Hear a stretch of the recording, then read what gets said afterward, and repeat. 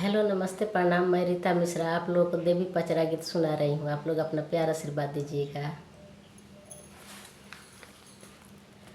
कहवा में बोलेली कोयलिया तो कहवा में मोर बोले हो। कहवा में बोलेली कोयलिया तो कहवा में मोर बोले हो। ए मैया हो कहवा में बोलेली चिरैया तो जागी मैया भोर भैले हो।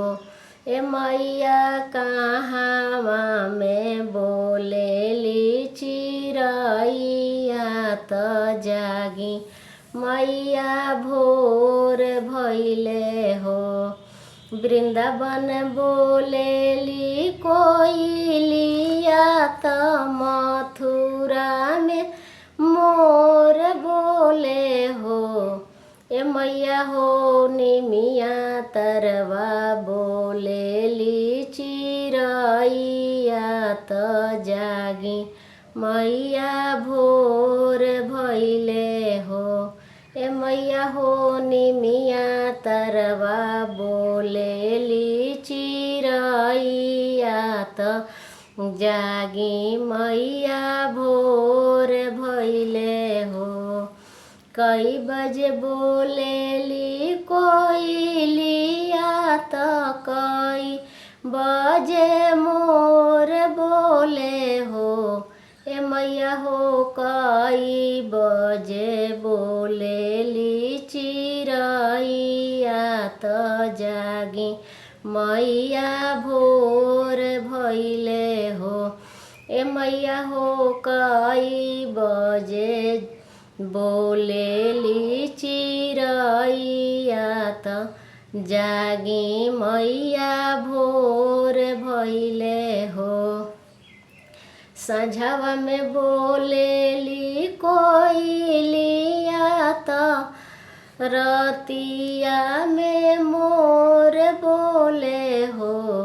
ए मैया हो भोरावा में बोलेली चिरैया तो जागी मैया भोर भैले हो। ए मैया हो 4 बजे बोलेली चिरैया तो जागी मैया भोर भैले हो। मालिन के बिटिया फूलवा तोड़ली हली काला साभराइली हली हो। मालिन के बिटिया फूलवा तोड़ली हली काला साभराइली हली हो।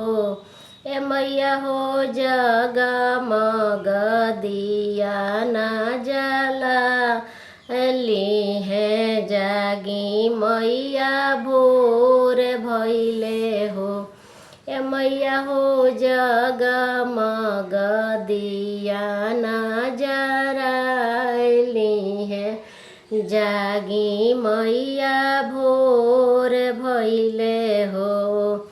सूरज से निकले किरनिया तो सगरो आजोर भैले हो। सूरज से निकले किरनिया तो सगरो आजोर भैले हो।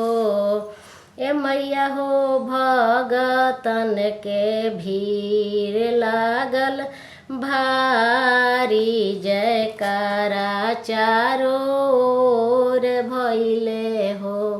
ए मैया हो भगतन के भीड़ भैल भारी जयकारा चारों ओर भैले हो।